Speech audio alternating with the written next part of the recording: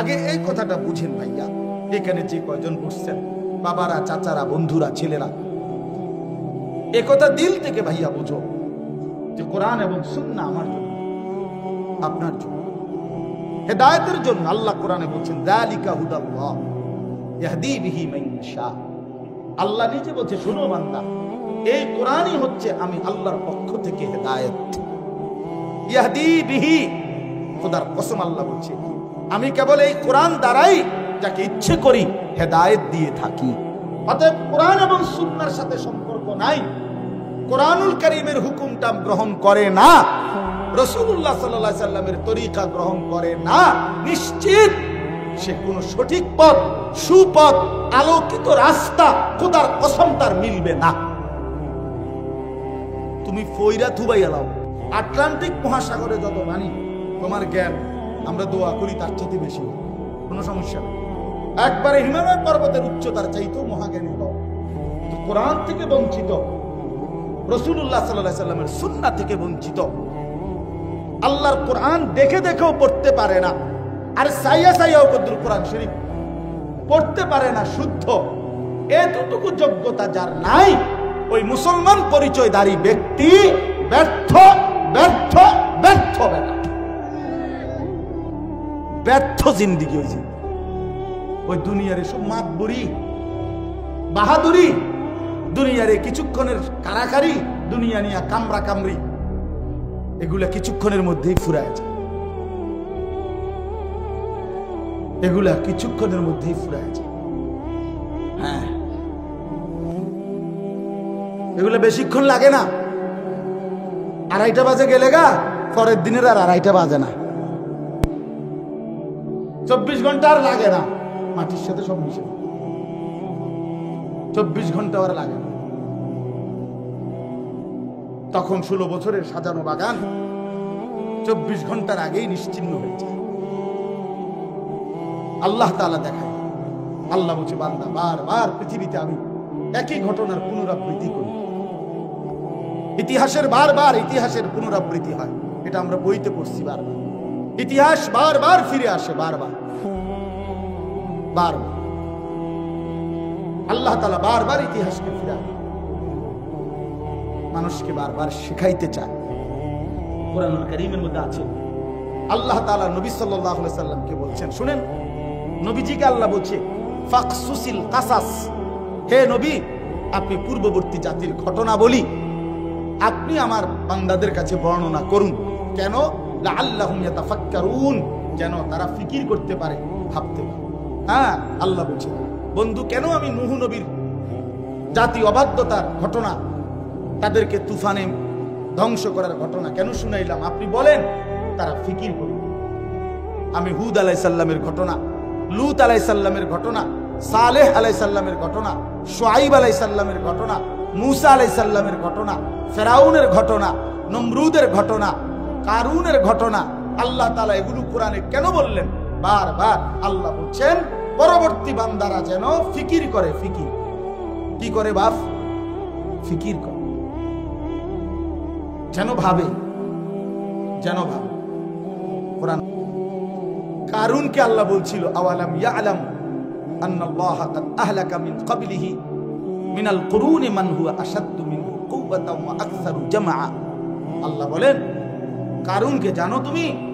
এই নাফরমান, তোমার আগে শক্তিতে অনেক বেশি ছিল, সম্পদেও অনেক বেশি ছিল, ধনেও বেশি ছিল, জনেও বেশি ছিল, মানে মানুষ শক্তি জনবলও ছিল বেশি, সম্পদও ছিল বেশি, এরকম অসংখ্য জাতি তোমার আগে আমি ধ্বংস করে দিছি। তুমি জানো না? কোরআনুল কারীমের মধ্যে আছে, আল্লাহ তাআলা বলেন, কত জাতিকে আমি ধ্বংস করছি। ও দুনিয়াবাসী, তোমরা তাদের কবরস্থানে গিয়ে কান পাইতা শোনো, একটি নড়াচড়া বা একটা নিঃশ্বাস তাদের শুনতে পাও কি? দেখবা যে কোনো আওয়াজ নাই, কোনো নিঃশ্বাসের ধ্বনিও নাই। আজ তারা নিশ্চিন্ন, পৃথিবী থেকে নিশ্চিন্নতা। কোরআন এবং সুন্নাহকে বাদ দিয়ে, আল্লাহর কোরআন এবং রাসূলুল্লাহ সাল্লাল্লাহু আলাইহি সাল্লামের সুন্নাহ, এই দুইটাকে বাদ দিয়ে কোনো মুসলমান মুমিনের জীবন সুন্দর হয় না, আলো পায় না, পথ পায় না, গন্তব্য হয় না, মঞ্জিল খুঁজে পায় না, সফল হয় না। এই জন্য আপনাদের কাছে আমি অনুরোধ করলাম, দয়া করে প্রত্যেকে, জওয়ান বুড়া, আবারও অনুরোধ করছি, আল্লাহর কোরআন এবং রাসূলুল্লাহ সাল্লাল্লাহু আলাইহি সাল্লামের সুন্নাহর দিকে আপনাকেও ফিরিয়ে আনেন, আপনার পরিবারকেও ফিরিয়ে আনার চেষ্টা করেন। তাইলেই সফলতা, তাইলেই যে বাস্তবিক অর্থে আমাদের হেদায়েত, আমাদের সৌন্দর্য, আমাদের জীবন চলার পথ নির্দেশনা, আমাদের মঞ্জিল, আমাদের গন্তব্য, আমাদের সফলতা, কামিয়াবি, কৃতকার্যতা সবকিছুতেই কোরআন এবং সুন্নাহর উপরে। এই কথাটা যদি আমরা আসলে বাস্তবতা হলো, এটা যদি দিলে আমরা নিতে পারি, বিশ্বাস করেন এরপরে সহজ সহজ, এটাই বাস্তবতা। এক যুবকের মাথায় যখন, একজন নওজোয়ান ছেলের মাথায় যখন ইউরোপীয় কারো কালচার তার কলিজার মধ্যে বসে, সে যত কষ্ট করে হোক সে তার মতোই নিজেকে সাজায়। বহু কষ্ট করে হইল টাকা জমাইয়া ওই জামা, ওই শার্ট, ওই প্যান্ট, ওই রকম চুলের স্টাইল বানাইতে চেষ্টা করে। এই এক এক ছেলে পেলের, মুরব্বীরা তো জানেও না, এক এক ছেলে পেলের এই চুল ডিজাইন করতে এখন সেলুনে 500-1000 টাকা, আর তার চাইতে বেশি টাকা। ওই 10 টাকার চুল কাটেন না, এটা আরো অনেক টাকা বেশি লাগে। তাইলে সে লম্বা সময় সেলুনের মধ্যে দিয়া তারপরে অনেক টাকা খরচ করে সে নিজেকে এই ফ্যাশনেবল বানায়। এরপরে প্রথম কাজ হলো মোবাইলে একটা ছবি তুলে বিভিন্ন আইটেমে ফেসবুকে দিচ্ছে এবং অন্যান্যরা থেকে আহ্বান করতেছে, কমেন্টস করে জানাবেন কেমন লাগতেছে। অন্যান্যরা অসাধারণ, দারুণ, এগিয়ে যান, সাব্বাস, সেরকম, হ্যাপি, এই একটা না একটা কইতে আছে, আর উনি ভাল লাগতেছে, এই শেষ, খালাস, এই এতটুকুই, আর কিচ্ছু। তো আমি বলতে চাচ্ছি, কলিজার মধ্যে যার কথা মানুষের জাগে, ভিতরে জমে, সে তার মতো নিজেকে সাজায়। আমাদের আরবিতে বলে আয-যাহিরু উনওয়ানুল বাতিন, আরবি একটা প্রবাদ, যে মানুষের অন্তরের প্রতিচ্ছবি, অন্তরের ঠিকানা, মানে অন্তরের বহিঃপ্রকাশ জাহের, বাহ্যিক চেহারা। মানুষের অন্তরে কি আছে এটা চেহারা দেখে, শরীর দেখে আন্দাজ করা যায়। যেমন আমরা সহজে বলি, আমরা মানুষের চেহারার দিকে তাকাই, এই বলি, ভাই কি অবস্থা, মনটা খারাপ না, অথচ মনটা ভিতরে, কিন্তু সে তার চেহারা দেখে আন্দাজ করতেছে ভিতরটার মধ্যে, মনটার মধ্যে কোনো কষ্ট আছে, পেরেশানি আছে। এই জন্য চেহারার মধ্যে বিষণ্ণতার ছাপ। আবার চেহারার দিকে তাকাই, এই মানুষ বলে, হ্যাঁ খুব রঙে আসো মনে হয়, খুব ফুর্তিতে আসো মনে হয়, বুঝা গেল ভিতরে তার কোনো খুশি আছে, এটাই চেহারার মধ্যে প্রকাশ পাচ্ছে।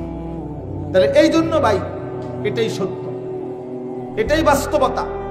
মানুষের বাহ্যিক সাজগোজ, কথাবার্তা, আচরণ, উচ্চারণ, চাল চলন, লেনদেন, বিশ্বাস করেন এই বাহ্যিক এটা দেখেই প্রমাণিত হয় তার ভেতরে কার জায়গা, আল্লাহ রসুলের জায়গা নাকি বেঈমান মুশরিকের জায়গা, এটা বুঝাই যায়, এটা বুঝাই যায়, আন্দাজ করা যায়।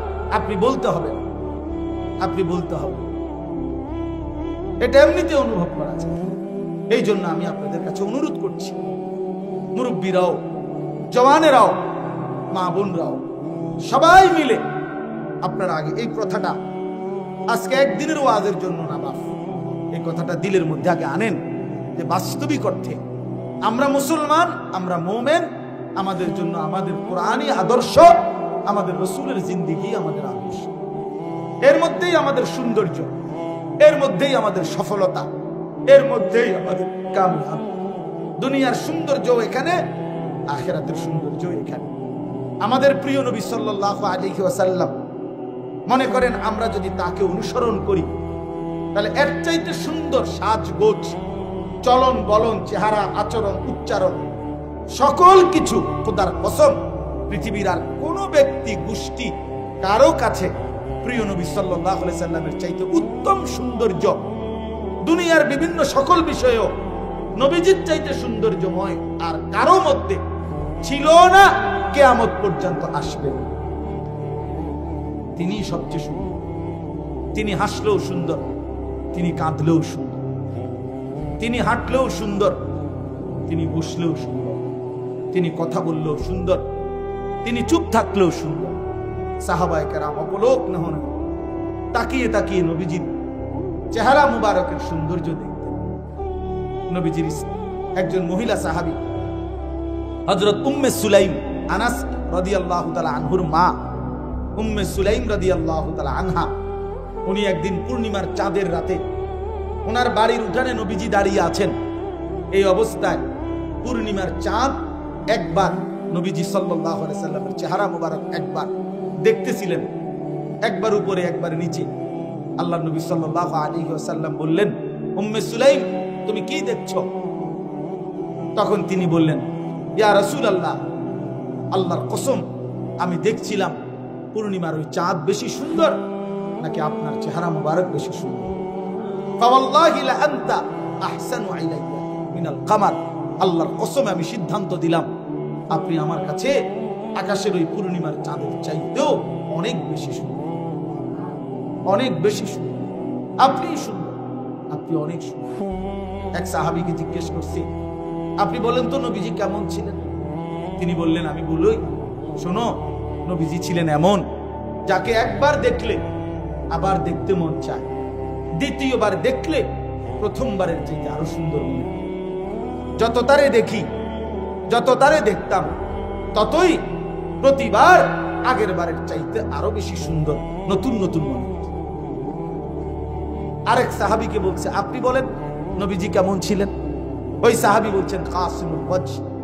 তিনি বলেন, শুনো, নবীজি সাল্লাল্লাহু আলাইহি সাল্লাম এমন ছিলেন যার প্রত্যেকটা অঙ্গ আলাদা আলাদা যদি দেখো তাইলেও সবচেয়ে শ্রেষ্ঠ সুন্দর, আবার সারা দেহ মুবারক একসাথে দেখলেও সবচেয়ে শ্রেষ্ঠ সুন্দর। প্রতি অঙ্গেও তিনি সেরা, সারা অঙ্গেও তিনি সেরা।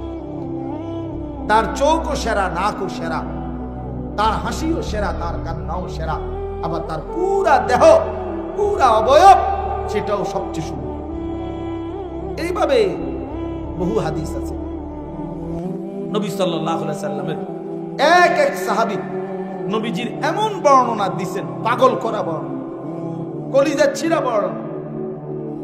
হযরত হাসান ইবনে সাবিত রাদিয়াল্লাহু তাআলা আনহু, তিনি একদিন মিম্বরের মধ্যে দাঁড়িয়ে নবীজির সামনে, নবীজি সাল্লাল্লাহু আলাইহি সাল্লাম উপস্থিত, এই অবস্থায় নবীজির দিকে তাকিয়ে কবিতার আকারে বলছেন, ওয়া আহসানু মিনকা লাম তারা কাত্তু আইনি, হে নবী আপনার চাইতে সুন্দর আমার এই দুই নয়নে আমি আর কাউকে দেখি।